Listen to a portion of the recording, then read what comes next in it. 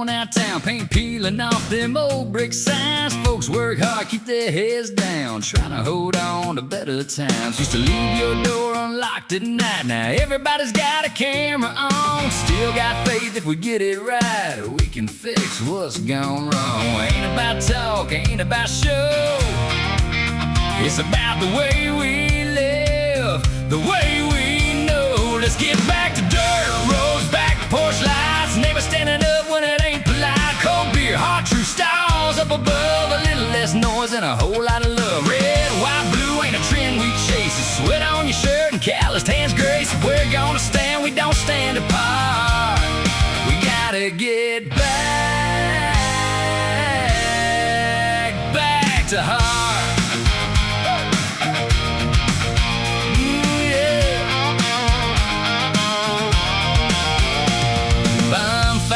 By the water line, kids still laughing like nothing's changed. But there's a whole lot of talk on the screen these days, and not enough folks saying it face to face. We ain't perfect, never claim to be, but we know what matters when the dust all clears. It's family, friends, and a little dignity, and standing strong through the years. Ain't about left, ain't about right. It's about showing up when it's time to fight. Let's get back to dirt roads, back to porch lights, neighbors standing up when it ain't polite. Cold beer, heart true stars up above, a little less noise and a whole lot of love. Red, white, blue ain't a trend we chase. Sweat on your shirt and calloused hands grace. If we're gonna stand, we don't stand apart. We gotta get back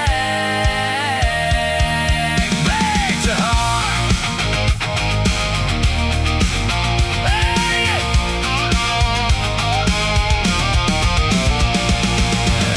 Filter, ain't no spin, just who we are and where we've been. If you fall down, we pull you up. That's the kind of country built on us. Let's get back to dirt roads, back porch lights, neighbors standing up, yeah, ready to fight. Cold beer, hot true stars up above, a little less talk and a whole lot of love. Red, white, blue ain't a flag you fold. It's a way of life and a code we hold. If we're gonna stand, we don't stand apart. We gotta get back.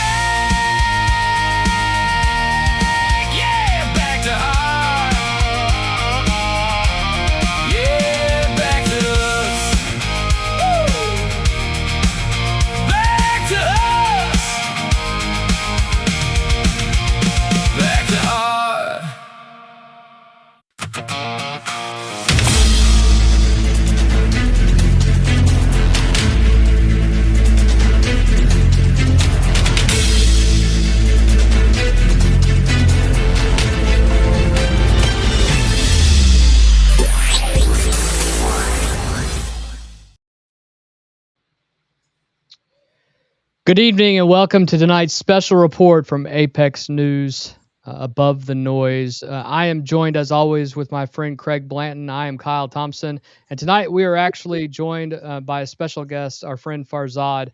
Tonight we are turning our attention overseas to a country at the center of global headlines, but also at the heart of a deeply personal story for millions of people around the world, and that is the country of Iran. Right now, Iran is facing a moment of extraordinary pressure from inside its own borders and from outside forces shaping the region. Ongoing conflict, rising geopolitical tensions, and international negotiations are colliding with internal unrest, economic strain, and widespread protests. Inside the country, demonstrations fueled by economic hardship and political frustration have spread across cities, met with crackdowns, arrests, and even reports of potential executions tied to protest activities. At the same time, the government has imposed severe restrictions, including prolonged internet blackouts, limiting communication both with Iran and with the outside world. But tonight, this isn't just about politics, war, or headlines, because behind every headline are people, families, culture, history, and identity. And that's something we don't always hear enough about. That's why tonight we are bringing in a unique perspective. Joining us is an Iranian American who can help us better understand, not just what is happening in Iran, but what it feels like for those connected to it. To give us those insights into the culture, the people, and the reality behind the headlines, we are joined tonight by our friend Farzad Beykzadeh. And Farzad, thank you, obviously, for joining us, taking time out of your day and your family to be with us. Thank you for joining Craig and I. And I'll just start off by just asking, Tell us a little bit about yourself, your relationship to the country of Iran, and what you do and what your interests are as an individual, so people can get to know you. All right. Well, thank you, Craig. Thank you, Kyle, for the opportunity. So I was born and raised in Kentucky, actually in Lilly, Kentucky, part of Corbin, and grew up in Frankfurt, the fourth grade, and spent a lot of time in Frankfurt. Went to EKU, studied business school. I got into cybersecurity later in my career professionally, and I think where it really comes down to, it's interesting when you look at what's happening today. A lot of people, make assumptions on the fly. How is the people thinking about the events? But really, what happened before? What happened before January this year? In the past 47 years, and the day in the life of an Iranian and a Persian. And it's a unique experience to live and grow up here in the States, specifically in Kentucky, and seeing what's happening and having family, abroad in different countries. So hopefully I can share some unique perspectives, and looking forward to the conversation here. Let me ask this as a lead into that. When people here in the United States, when they hear about Iran, they often hear about conflict and politics. And in fact, for the majority of my life and all of your life, Farzad, and a good majority of Craig's life, that's all we have heard is conflict, and politics and things of that nature. What do you wish people understood about the country and the culture beyond those headlines? Mhm. Yeah, what really is interesting is really thinking about what is the day in life of someone beyond what you see on the screen. And it's hard to see. When you're in school, all you really hear about is conflict. You may have learned about the Iran-Iraq war, things of that nature. But the day in life of an Iranian goes beyond just what you see on the news. The majority of the people there, they're really kind, considerate, and they look at us, as more of like, this is the North Star we'd love to have. The freedoms that we enjoy. When you think of the people of Iran, yes, there's religion that comes into mind and play, but a lot of folks just want to be able to enjoy, and we take sometimes for granted when we look at it from outside in. But when they look at what other countries like the U.S. have and enjoy, there's a little bit of envy and jealousy, but also rightfully so, they're looking for that too. Prior to 1979, I think a lot of people are actually very shocked about this, but prior to 1979, Iran was a westernized, very modern culture. Is that a good way of putting it? Absolutely. You can see on the screen here, the women come to mind. They can show their hair, at that time. You have the you know, environments where you can have entertainment, and it's more open. And those were amazing times. My father grew up in those times, coming to the States in 1976, and he left that behind, not knowing that this would not be there if he were to go back to Iran. So it's quite a stark difference between what you see today and what you see on the headlines and what it was pre 1979. I think people would be shocked to know that it was probably the most westernized and secular culture in the Middle East, if you would even call it the Middle East. But and when the those the revolution occurred and the Ayatollah came into power, it was genuinely a night and day difference. Would you agree with that?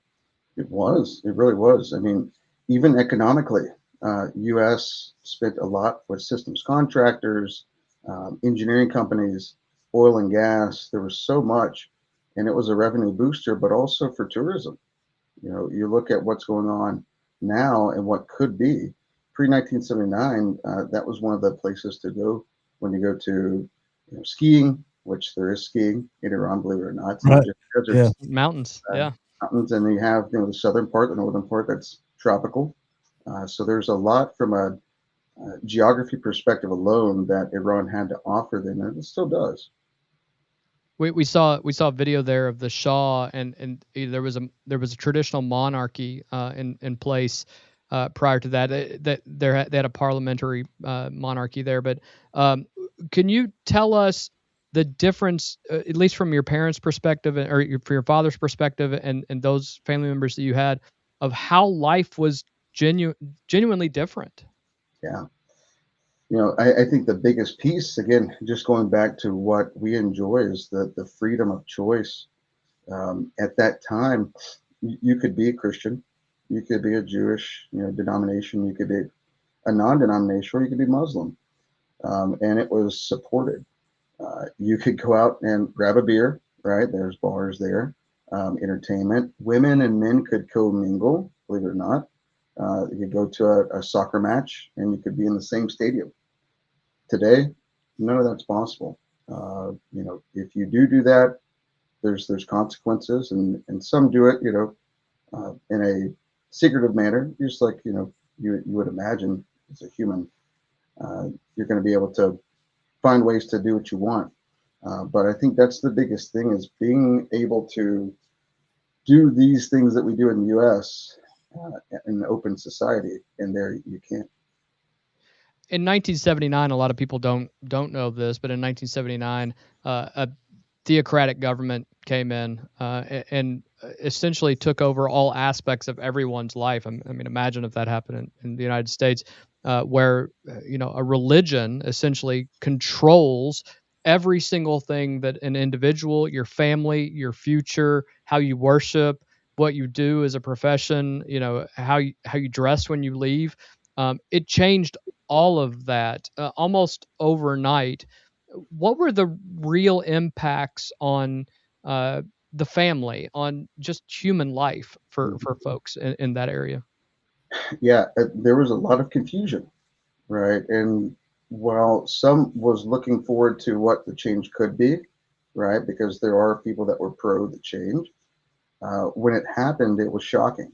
It was almost like you're going to the supermarket and making a deal, and when you get the bill of materials and you see the goods, it's like you didn't even buy what you were looking for, right? They didn't provide it. And so when, in that time there, when they saw that happening, um, it was really just more of a shock and awe, and not believing that, okay, now we have to follow these rules, whereas just a few days ago we didn't. Economically, was there an impact with regard to uh, being able to earn a living, to have wages, sustainable wages and things of that nature? Absolutely. I mean, one of the things that we mentioned earlier, the systems contracting work, and all the different things that were happening, mainly between other countries and Iran, those contracts ended, and the people that were enjoying those jobs unfortunately went away. And so the other options are really to open up your own store, right? To be a business person in the bazaars, which is still common. In fact, my grandfather was a jewelry salesman in Tehran. Or you work for the government, right? And they would pay well, but you have to pay the ultimate price there, which is working to support the place in the government that ultimately you may not want to do that for. Well, paint, when we talked on the phone last night, talk about the terrain of Iran. Uh, like I told you, I've always pictured just a desert, and be 120 degrees during the day and 30 degrees at night, and all flat, all sand. We saw in the pictures that Kyle played early that that's not true. But I told you one of the things I learned, that back in the 70s, it was a great ski destination, and you got to have snow in the desert. So to kind of paint the terrain, the islands around it, around Iran that you see in the strait that people are just now learning about, paint us a picture for that. Yeah, yeah.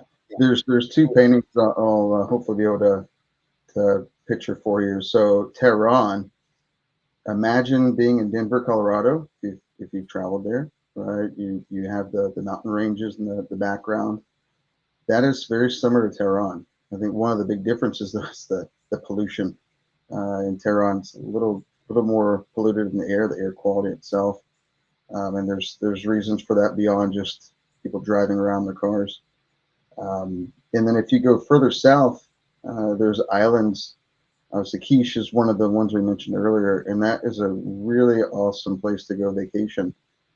There's also islands that have mineral deposits that make the sand look red, and it's very, very beautiful. And there's so much to offer when it comes to the geography. So I would challenge individuals, if you're interested, go onto Google Earth and look at the topology. You'll be surprised. Yes, there's a lot of desert, but there is also a lot of really, really beautiful mountain ranges and scenery that most places in the Middle East are not going to have. Uh, you don't think of greenery Right, in the Middle East, right.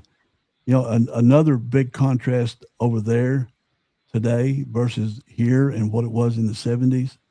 Um, I watched that TV show you wanted me to review, and describe a wedding today. Is it like it was portrayed that the men are in one room, the bride and the other women are in another room?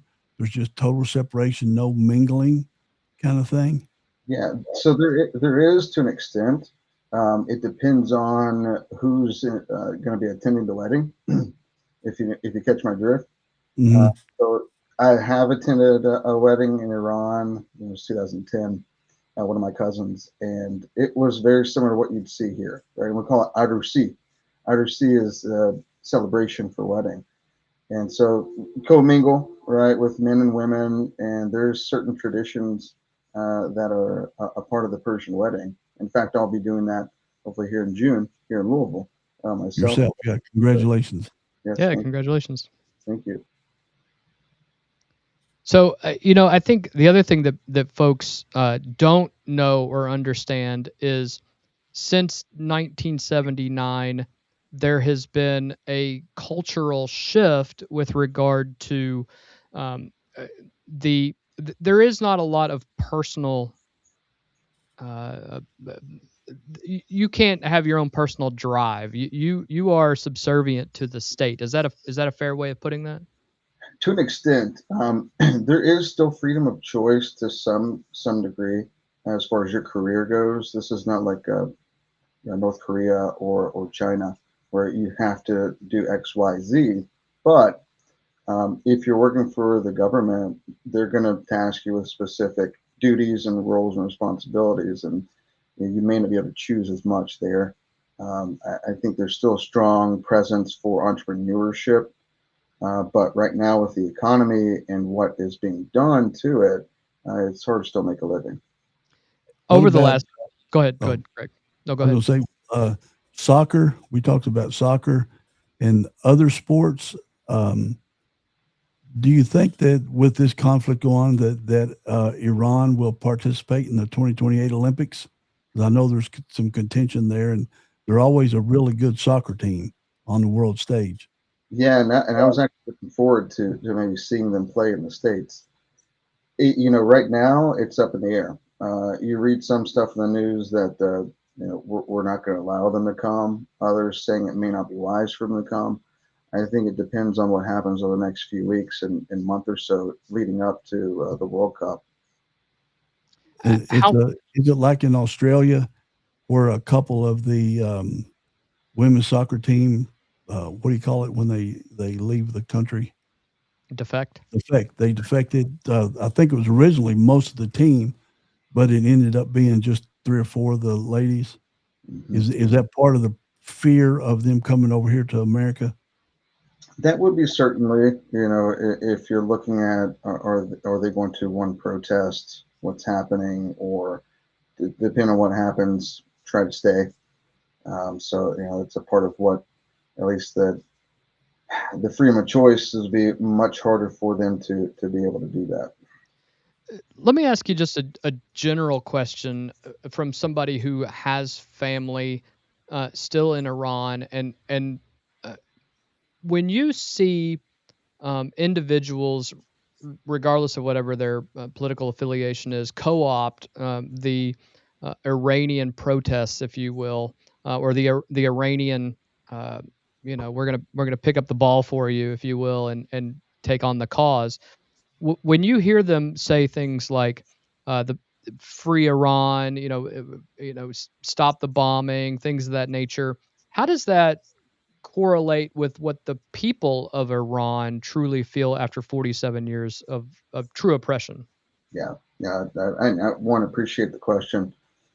When it comes to the people and what the last 47 years has been, it really comes down to desperate, measures. And regardless of what you view on the political spectrums, if you're putting yourself in the shoes of an Iranian, they're looking for help, and they're that desperate to say we support and take whatever we can, whether that's kinetic or economic, whatever that is. And they're, for the most part, again, I would say this with a bit of grain of salt, that they're all appreciative but also scared, right, of what's happening naturally, right? When you have conflict, that is very scary, but that's how desperate they are for change. One of the things that you never see talked about, but me being just super interested with what's going on with Iran and learning about it. There's a 9 or 10 year drought going on, and Tehran is within a year, maybe 9 months, of literally running out of water, as many other cities across Iran. So you've got the U.S. blockading the Iranian ports, costing them $450 million a day, $13 billion a month, and that's stopping food and grain getting in.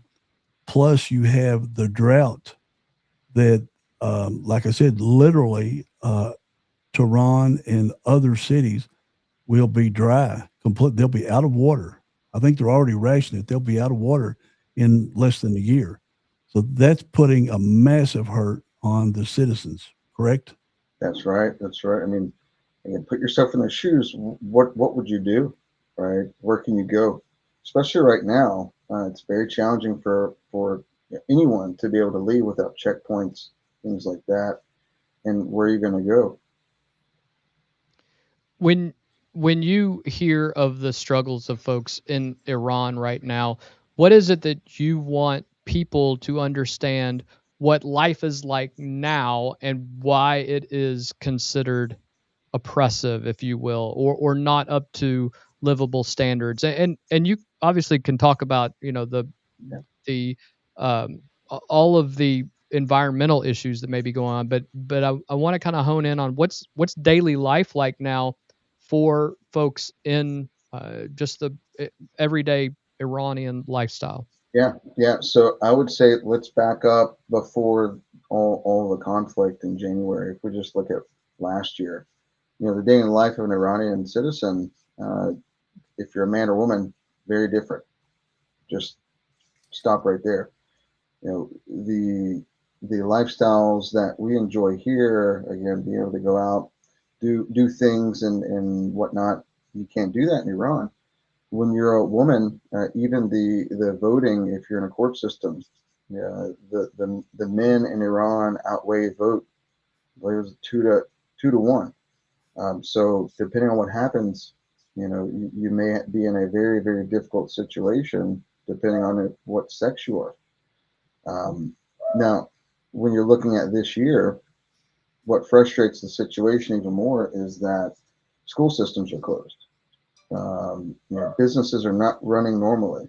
The grocery stores are not being supplied. You're not getting a steady income. How do you afford food? How do you even maintain a normalcy with your family?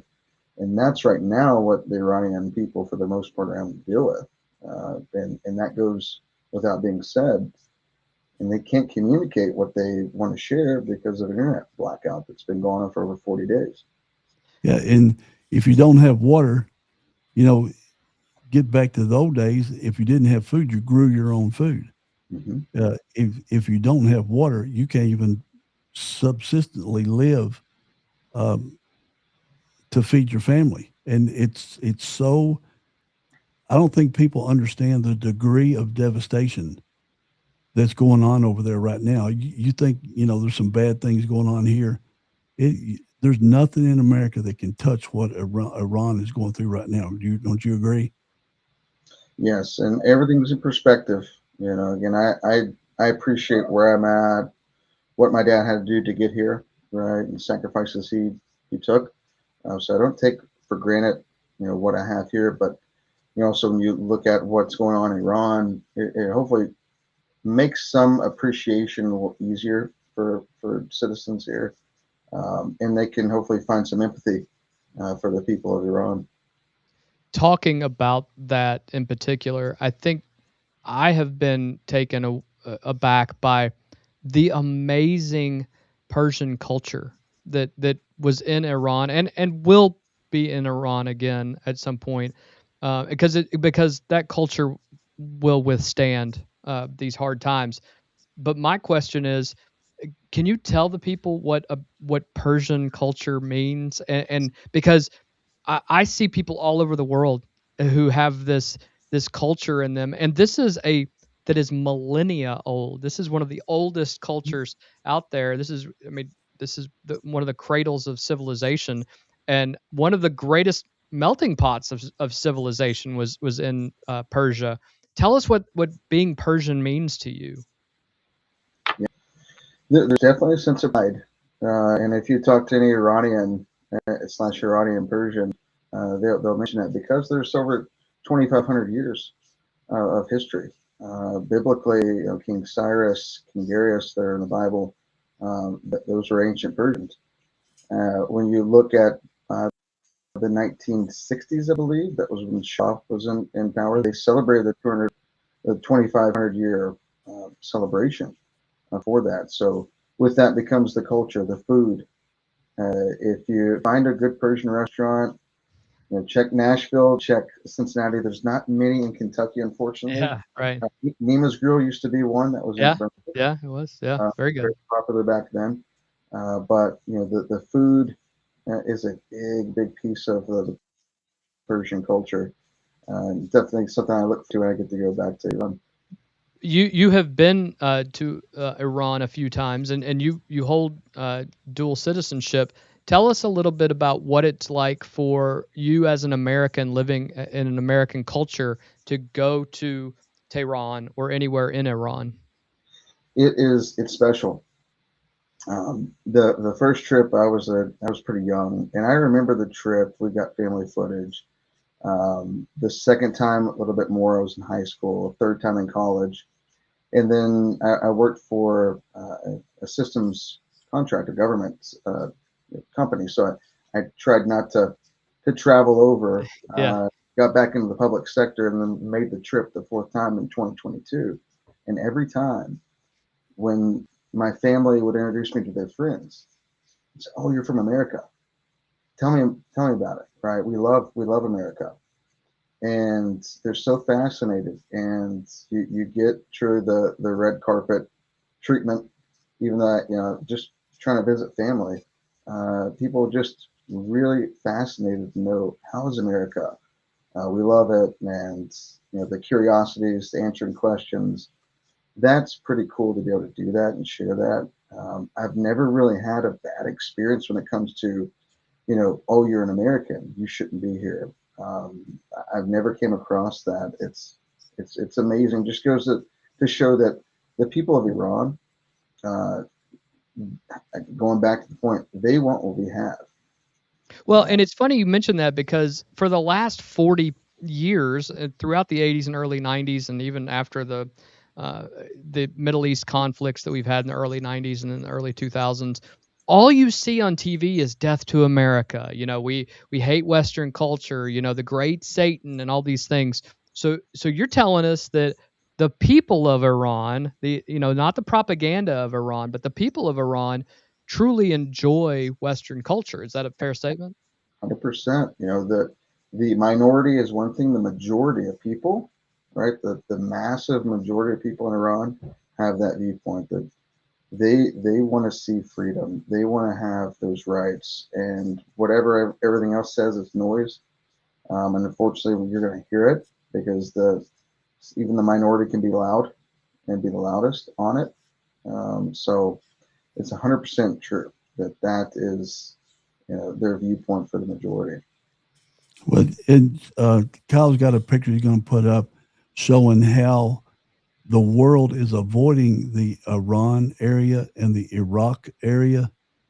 You see the ships that are stuck in port, but when you go look on Flight Radar 24, and you can see the pattern of the airplanes, the jets, and everything avoiding the area, and that's how you would get food and medical and all that other stuff into the city.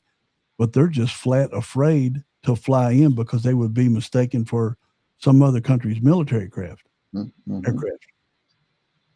And When you see that, Farzad, how do you balance the idea that there's a reason they're avoiding this, but you have friends and family who live there? How do you balance that? Yeah. I see it as, there's no exit. There's one thing that you try to travel, but that just shows you that the border's there, and what's going on. It's isolated, and they're isolated from the world. So that is symbolic. Again, going back to the internet outage, if you see no travel or traffic physically, and now it virtually have no ways to get information in and out. I feel sad. I feel a little bit of despair, but also you know just imagine yourself not having internet access here, not being able to do this. Yeah. tra- travel, going to Bahrain or Saudi Arabia or Oman, that just hasn't happened in the last 40 years. Can you cross the border, and like you can go from Kentucky to Tennessee, and all those places are close. Iran's a huge country, square mile wise, but you see all these other countries, you can't just cross the border and go visit friends or family in those other countries. Is that how it is today? You can. Now, I can't speak for today, how things are being controlled directly, but you can, if the country is friendly enough, they'll be able to use their passport to travel. I've got a buddy in Tennessee that does a UK broadcast. It just popped up that he's going live right now. He's in Bahrain. Okay. He's from Tennessee, but he goes there and works 9 months a year. And he showed us. He was just driving around town and showing us the pictures of the area. It's a real beautiful area. He said that nobody knows how to drive over there. He said it's worse than what American drivers are. But he feels safe. Rockets aren't flying over his head from Iran to Israel, Israel to Iran. But I just always wondered about the travel, because it's just such a cool area. There's all the straits, there's beaches everywhere. Turkmenistan, Georgia, all these different cultures that are just in America. When you cross the state, it's just more America. But you got completely different cultures all surrounding Iran or all surrounding Saudi, that you just cross and experience. But I guess because of the revolution, you can't do that anymore. Is that correct? It depends. You can get to Turkey and Iran, right? So if you have a passport, you can get through. I will say that, going back to the Persian aspect, there's a difference between Arabs and Persians, Persians and Iranians, and what you'll tend to find, especially folks that may be ignorant to the topic, is, well, the Middle East is just all Arabs. It's false. Right. There's multiple different ethnicities, and then within that, sub ethnicities. And the Persians and Iranians, they're pretty proud of standing their ground and making sure that the individuals know. And you and I and Kyle watched the PBD podcast, and Pat Bet David is Assyrian, and he talks about how even though the country doesn't exist anymore, how proud they are of that heritage. And so it's just, there's so much we don't know about that area that the movies project negatively. You see the videos of the kids being taught to hate America and hate Israel when, in their first grade. But what you've been telling us, it is not that way. The citizens are, when they're walking through downtown, tell us what's just a regular day of walking through downtown, going to the stores, things like that is. It's just like walking the streets here, isn't it? It is. It is. You can imagine Denver, Colorado. You're going down, grab a shake, grab some type of food. Of course, they don't have McDonald's, but they have knockoffs. Yeah. They used to have KFC back then, right? Pre Yeah. 1979, actually. In fact, I got to travel to one of the restaurants there that was called a Kabuki, and it actually was an old KFC. And on the wall was a Colonel Sanders autographed picture Oh, of that's Wow. in cool. 1978 with Yeah. the owners in Iran. Yeah. What if you could, and if I know there will be people that watch this and say that we're apologists for Israel or apologists for, the Trump administration and things like that. But if you, as an individual who has this blood running through your veins, who has family, who are there, in a culture that spreads throughout there, what would you tell Americans that are watching this conflict on TV? What would you tell them about the people of Iran at this very moment? Yeah. The people of Iran just looking for help, and we're answering that call regardless of what you view. I think we have to have that empathy and just understanding that if you're in their shoes and someone's saying we can help, that's really what they're after. Um, and I would say that study up on different sources, right? You can read both sides, and I think it's wise to do that and not have groupthink too much on it. But moving away from the politics and going to the people, and just understanding what the day in life is of an Iranian right now and what it was a few years ago, back to even 47, 48 years ago prior to the regime change. It's a desperate hour, and I think when it comes to being an American citizen, whatever you view it from the Iranian people, and try to understand more about what it's like for them. And I encourage the research. Uh, it's uh, it's going to be an ongoing, I think, challenge this year. But I'm hopeful and optimistic at the end of the day that there will be a positive change, and one day, all of us could go to visit and Yeah. vacation Absolutely. Yeah. Yeah. with Yeah. American passport. President Trump said yesterday that he thinks the fighting's over. They're now into different negotiations, and the news story changes every day. One group's negotiating with another, then they cancel it, and all that. That I don't know if that word is getting into the citizens of Iran, because the only way I've learned anything about this conflict that I don't think is being manipulated by the news is through Tusi TV. Mhm. Because people risk their lives to get videos, short videos, 10-second videos, I guess. Otherwise, they're afraid they'll be tracked. And Yeah, that's part of your career. And we know about IP addresses and VPNs and all that, but they can eventually be tracked back. So, um, is there any other trusted news source that you're aware that besides Tusi TV on YouTube? I mean, his followers have darn near tripled yeah, in about 6 weeks yeah. because everybody's so interested in seeing what's coming out of Iran.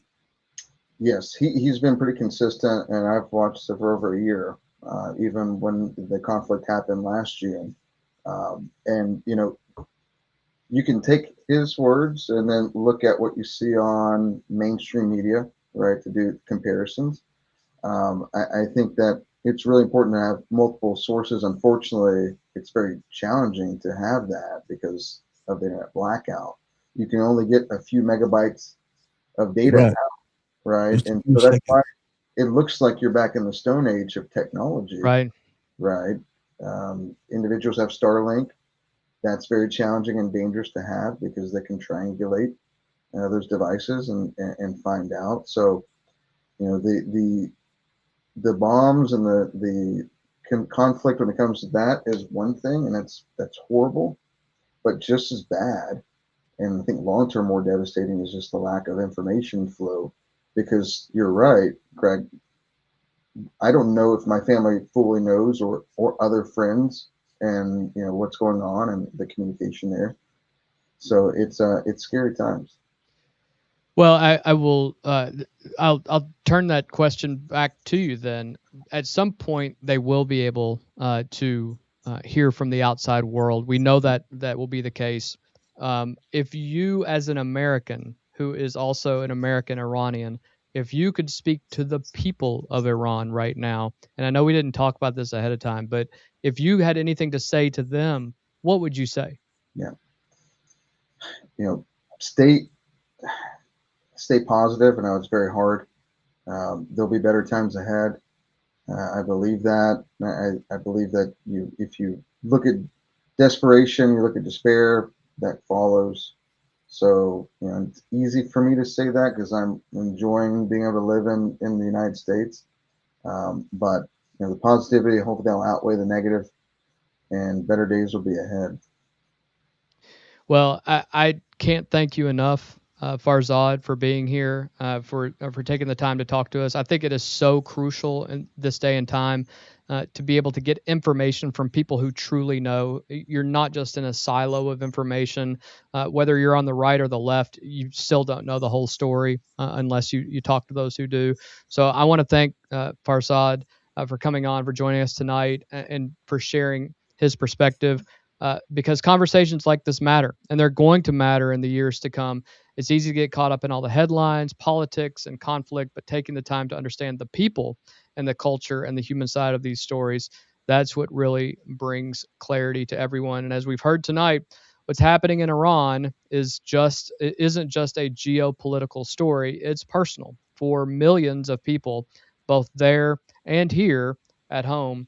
We appreciate you taking the time to join us for this special report.